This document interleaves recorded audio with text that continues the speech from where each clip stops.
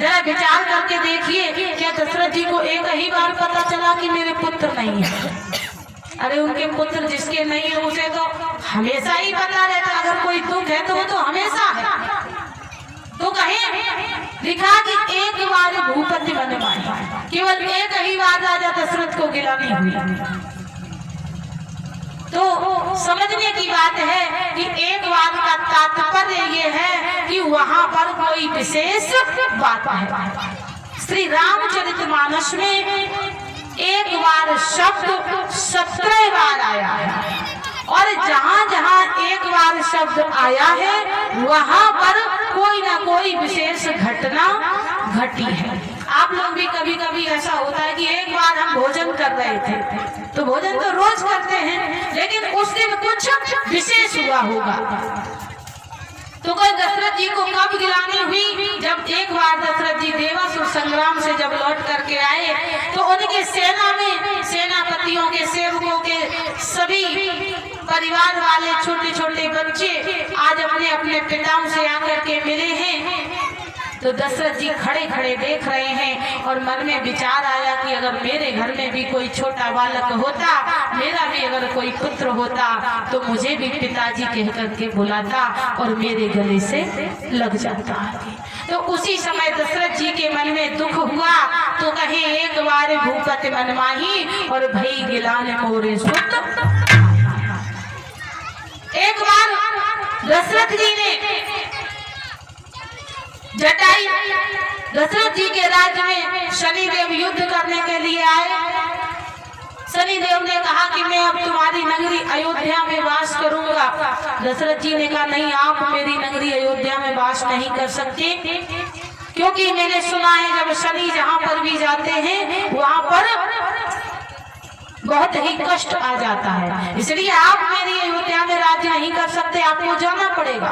शनिदेव ने कहा कि हम तभी जाएंगे या आप हमें परास्त कर दीजिए युद्ध में तो हम जाएंगे, नहीं तो मैं अयोध्या में निवास करेंगे। दशरथ जी ने कहा ठीक है। गुरु वशिष्ठ जी से परामर्श लिया। वशिष्ठ जी ने कहा शनि से युद्ध करो, कोई बात नहीं, लेकिन शनि की दृष्टि के सामने मत आ जाना, क्योंकि शनि की दृष्टि ही खराब है। दशरथ जी ने जब शनि महाराज से युद्ध स्वीकार किया, आकाश में दशरथ जी का युद्ध शनि महाराज से हुआ। खुशी के मारे दशरथ जी जब युद्ध में शनि को परास्त कर दिया, और जब आदमी ज्यादा खुश होता है ना तो वो आगे पीछे की भूल जाता है। आज दशरथ जी भी वो बात भूल गए कि गुरु जी ने कहा था कि शनि की दृष्टि से बचना, और दशरथ जी जीतने के बाद में शनि महाराज के आगे से होकर के निकले, तो शनि की दृष्टि आज दशरथ जी के रथ के ऊपर पड़ी, तो रथ जल करके राख हो गया, और दशरथ जी उस रथ से जब नीचे गिरे तो इधर जटायु और संपाति दोनों भाई सूर्य की दूरी नापने के लिए जा रहे थे। संपाति के पंख जल चुके थे सूर्य की तपन से, तो वो नीचे गिर गया था, लेकिन जटायु ने कहा कि अभी मेरे में थोड़ी और क्षमता है, मैं और जाऊंगा। लेकिन जब जटायु ने दशरथ जी को आकाश से नीचे गिरते हुए देखा, तो दशरथ जी को देख करके जटायु के मन में विचार आया कि ये तो कोई मानव गिर रहा है, तो मैं अपना लक्ष्य तो कभी फिर पूरा कर लूंगा, लेकिन आज मुझे इस मानव की रक्षा करनी चाहिए, क्योंकि अगर ये सीधा धरती पर गिरा तो इसका प्राण निकल जाएगा। इसलिए जटायु आज दशरथ जी के नीचे पंख फैला करके चलने लगे। जैसे ही जमीन नजदीक आई तो जटायु ने दशरथ जी को अपने पंखों पर ले लिया और आराम से इस पृथ्वी पर उतार दिया। अचेत हो गए थे, पंखों से हवा की चेतना आई, और जब दशरथ जी चेतना में आए तो दशरथ जी ने कहा अहो पक्षीराज, आपने मेरा प्राण बचाया है। देखिए ये जटायु इस भारत भूमि के पशु पक्षी भी ऐसे हैं जो धर्म की मर्यादा को मानते हैं। ये वही जटायु हैं जिन्होंने जब जानकी जी का हरण हो रहा था और जानकी जी जब चिल्ला रही थी, बिलख रही थी, तो इस संसार में क्या कोई था? नहीं, कोई जानकी जी की रक्षा करने के लिए नहीं आया था। देख तो हनुमान जी भी रहे थे सुग्रीव के रावण किसी को ले जा रहा है। बड़े से बड़े बलवान देख रहे थे, लेकिन कोई रक्षा करने के लिए नहीं आया। यही वही जटायु है जो यही जटायु आज अपने धर्म को समझ करके, यहाँ के पक्षी भी धर्म की मर्यादा समझते हैं, इसीलिए तो भारत में धर्म की स्थापना बताई गई है, इसीलिए तो इस पृथ्वी पर भगवान आए हुए हैं। तो कहें इन्हीं जटायु ने जाकर के उस बलवान रावण से जाकर के टक्कर ली, और केवल टक्कर ही नहीं ली, अशब्द कह करके भी कहा, अरे मूर्ख, अरे दुष्ट रावण, तू एक स्त्री पर हाथ डाल रहा है, तेरा काल नजदीक आ गया है। एक बार तो रावण भी चौंक गया कि मेरे से टक्कर लेने वाला कौन आ गया। मन में विचार किया कि या तो ये वाली है, क्योंकि वाली ही रावण से टक्कर ले सकता था।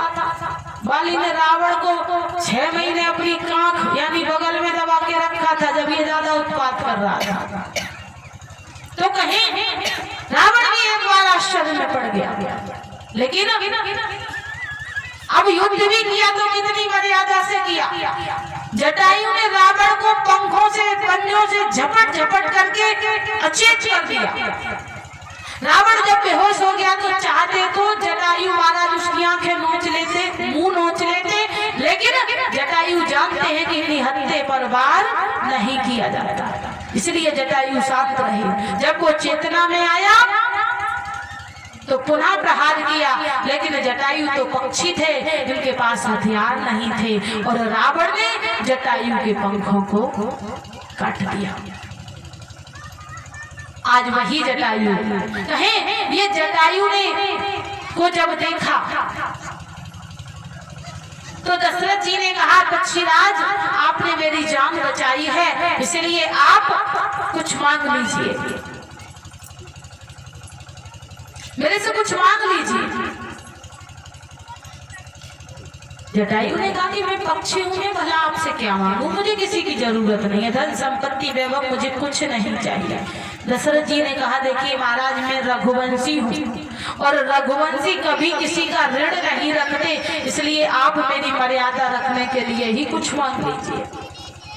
जटायु ने कहा कि अगर ऐसी बात है तो सुनिए महाराज, भगवान का दिया मेरे पास सब कुछ है और किसी की मुझे इच्छा नहीं है, लेकिन अगर आप देना चाहते हैं तो आपसे सिर्फ इतनी प्रार्थना है कि मेरे कोई संतान नहीं है, और आप अपना बड़ा पुत्र मुझे दे दीजिए।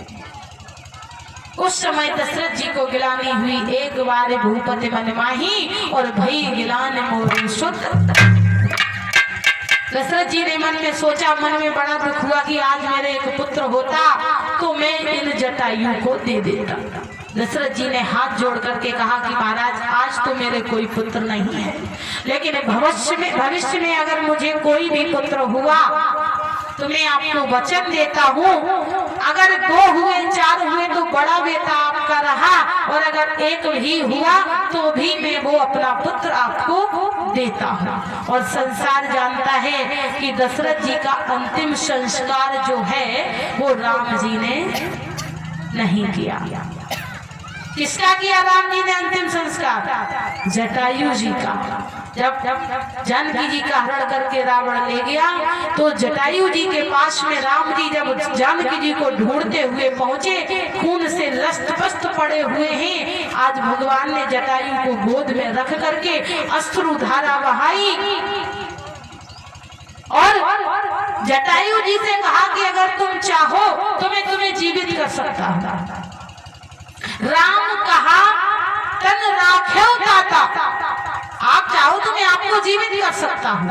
लेकिन जटायु ने कहा कि क्या करूंगा जीवित रह करके, सन्मुख हो ये जीव मोई जबहि, आप ये कहते हैं। लेकिन महाराज मैं जानता हूँ कोटि कोटि मुनि जतन कराही और अंत राम कहे आवत नहीं। संत महात्मा ना जाने कितने प्रयोग बताए हैं, अंतिम क्षणों में भगवान का नाम जो मुख पर आ जाए, लेकिन फिर भी मरते समय भगवान का नाम मुख पर नहीं आता है। संत हर भक्त भगवान से प्रार्थना करता है, प्रभु कि मेरे जीवन में इतना जरूर करना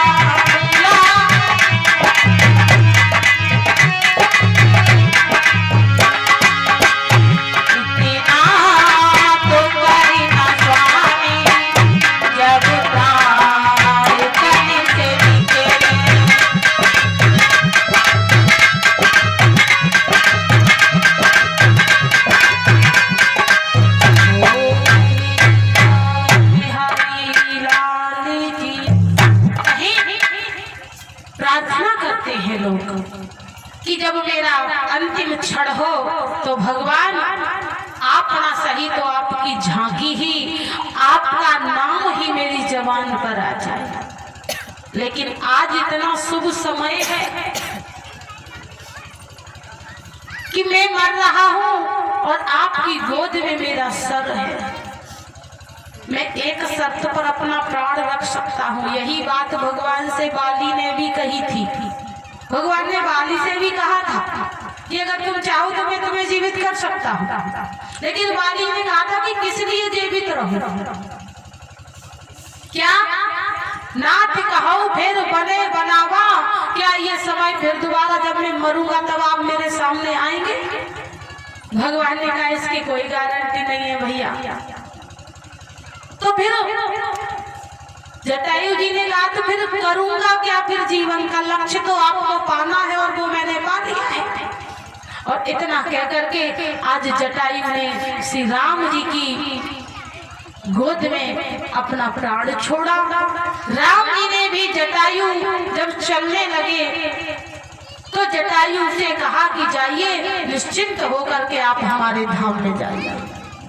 कहें दशरथ जी ने, इसीलिए दशरथ जी ने वचन दे दिया था जटायु को कि मेरा बड़ा पुत्र तुम्हारा पुत्र होगा। इसीलिए राम जी ने दशरथ जी का संस्कार, अंतिम संस्कार नहीं किया, जटायु का किया। और कहें एक बार की बात है, महाराज दशरथ इंद्र की सभा में आना जाना था, क्योंकि देवासुर संग्राम में दशरथ जी ने इंद्र की मदद की थी और युद्ध में उनको जितवाया था, इसलिए इंद्र से उनके अच्छे संबंध थे। तो इंद्र महाराज के दरबार में दशरथ जी जाया करते थे। एक दिन की बात है, जब दशरथ जी लौट करके आए तो कैकेयी ने दशरथ जी से कहा कि आपके वस्त्रों से बहुत सुंदर खुशबू आती है। दशरथ जी ने बताया कि वहाँ पर जो माला पड़ती है ना फूलों की, उसमें से ये खुशबू कपड़ों में छूट जाती है। तो कैकेयी ने कहा कि महाराज जब आप अगली बार जाएं तो मेरे लिए उस माला में से एक पुष्प ले आना। आज दशरथ जी जब पुनः गए तो दशरथ जी ने इंद्र की सभा में जाकर के बड़ा स्वागत सम्मान पाया। लेकिन जब दशरथ जी लौट करके आए तो रास्ते में उन्हें याद आया कि कैकेयी ने पुष्प बताया था लाने के लिए। तो आज दशरथ जी वहीं से वापस लौट गए, क्योंकि दशरथ जी कैकेयी को बहुत प्रेम करते थे और उसकी हर इच्छा पूरी करना अपना धर्म समझते थे। आज दशरथ जी वहीं से वापस लौट गए। तो दशरथ जी जब वापस लौटे तो दशरथ जी ने क्या देखा कि जिस जगह पर दशरथ जी बैठे हुए थे उस जगह को इंद्र धुलवा रहा था। दशरथ जी ने पूछा कि ये सब क्या हो रहा है? इंद्र ने आज नीचा सर करके कहा कि महाराज आप मेरे मित्र हैं, मैं आपको मना नहीं कर सकता, लेकिन आप जिस जगह पर बैठते हो आकर के, ये आपके कोई पुत्र नहीं है, इसलिए ये जगह अशुद्ध हो जाती है। इसलिए हम इसको आपके जानने के बाद, ये तो हर रोज होता है। उसी समय दशरथ जी के मन में एक बार भूपति मन माही और भई गिलान मोरे सुत नाही। और एक समय की बात है, जब दशरथ जी कुमारा अवस्था में थे, पुनः जब दशरथ जी का विवाह हुआ, दशरथ जी को किसी ने बता दिया कि ताल लो, पानी की व्यवस्था करो, यात्रियों के लिए सुविधाएं करवाओ, जंगल में जाओ और तालाब की रक्षा करो, इत्यादि इत्यादि बताया। तो दशरथ जी तालाब की रक्षा करने के लिए जा रहे थे। कोई कहता है कि शिकार खेलने के लिए गए थे। तो वहां पर उद्यालक और चंद्रकला जो अंधे माता पिता थे श्रवण कुमार के, उनको श्रवण कुमार नेत्र ज्योति वापस लाने के लिए तीर्थ यात्रा कराने ले जा रहा था। रास्ते में उन्हें प्यास लगी तो श्रवण कुमार ने अपने माता पिता को बिठाया। माता पिता ने कहा बेटा बहुत तेज प्यास लग रही है। श्रवण कुमार ने कहा पिताजी थोड़ी दूरी पर चल करके देखते हैं, कहीं जल मिलेगा तो हम जलपान कर लेंगे। चंद्रकला ने कहा बेटा बहुत तेज प्यास लगी है, तू यहाँ पर आसपास चल के देख ले, कोई तो नदी तालाब मिलेगा। आज जब इस प्रकार से कहा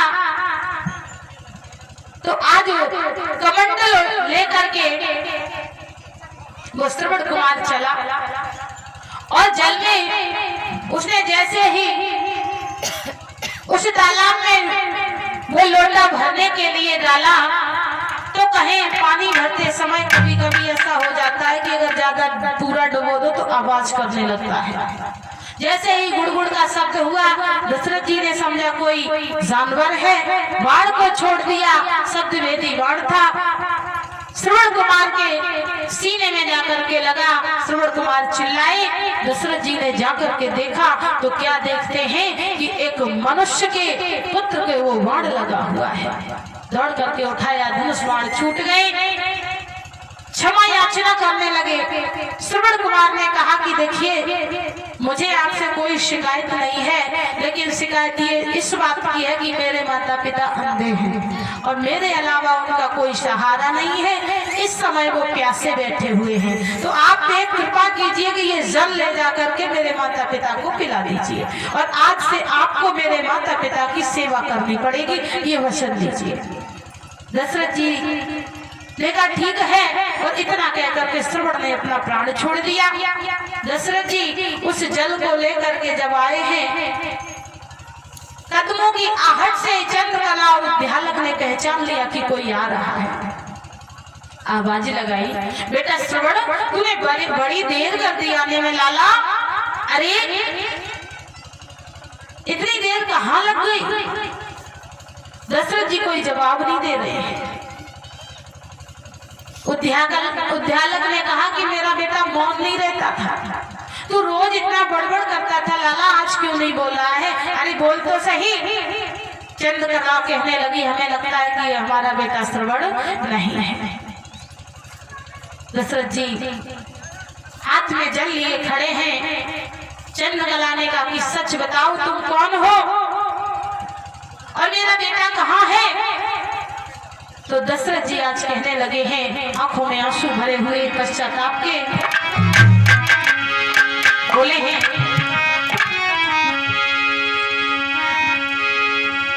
कि मैं अवधिपुरी का दशरथी हूँ, मेरा शर ही हत्यारा है।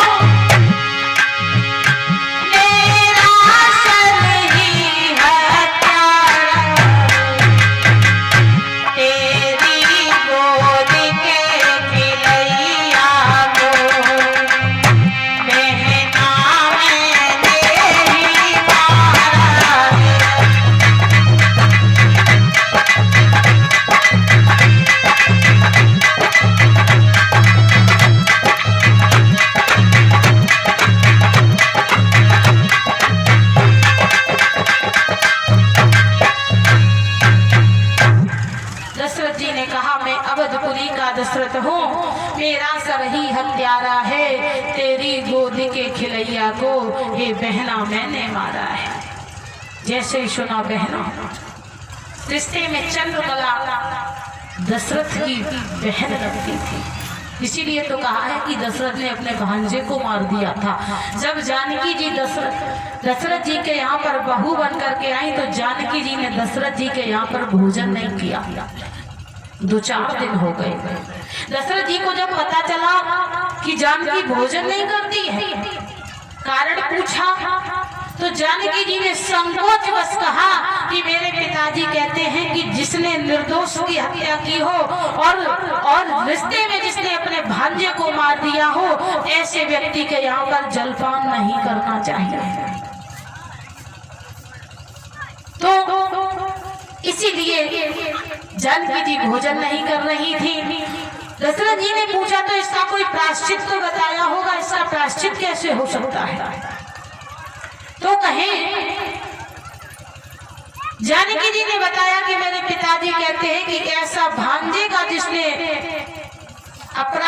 किया हो, हत्या की हो, ऐसा व्यक्ति ऐसे ब्राह्मण को भोजन कराए जो कभी किसी के यहाँ भोजन करने गया ही ना हो, जिसने कभी किसी से कोई दान मांगा ही ना हो, कभी लिया ही ना हो, कोई कभी दक्षिणा न ली हो, ऐसे ब्राह्मण को जब वो भोजन कराएगा तभी उसके पाप का प्रायश्चित होगा। अब दशरथ जी ने सबको तलाशा, लेकिन कोई ऐसा ब्राह्मण मिला ही नहीं जिसने कभी ना कभी किसी ना किसी से दान लिया ना हो। अंत में निर्णय हुआ तो फिर बताया कि रावण एक ऐसा ब्राह्मण है जिसने कभी किसी से दान लिया ही नहीं, उसके पास कमी ही नहीं थी किसी बात की, वो पुरोहित ही नहीं करता था 4 वेद 6 शास्त्र 18 पुराणों का ज्ञाता, लेकिन वो कभी किसी के यहाँ पुरोहिती करने नहीं गया। तब कहें वह पत्र जानकी जी के द्वारा लिखवाया गया, रावण को मिला। आज वो रावण के मन में भी ये इच्छा थी जानकी जी को देखने की, तो रावण ने विचार किया कि बड़ा सुनहरा मौका है, जनक जी के यहाँ पर गया तब तो दाल नहीं गली, तो कोई बात नहीं, ऐसी देवी के हाथों से भोजन ही कराऊंगा। आज वो रावण अयोध्या नगरी में आया और रावण को भोजन कराया गया।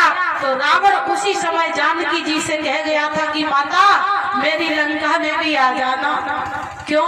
क्योंकि आपके बगैर मेरा उद्धार होने वाला नहीं है। तो कहें इसलिए बताया दशरथ जी ने जब श्रवण कुमार को मार दिया तो चंद्रकला ने कहा, अरे तेरे जैसा दुष्ट भाई मुझे मिला, मैं तुझे श्राप देती हूँ कि जिस प्रकार से आज पुत्र शोक में हम दोनों मर रहे हैं, उसी प्रकार से एक दिन ऐसा आएगा कि तू भी पुत्र शोक में मरेगा और तेरा एक भी पुत्र तेरे आसपास नहीं होगा।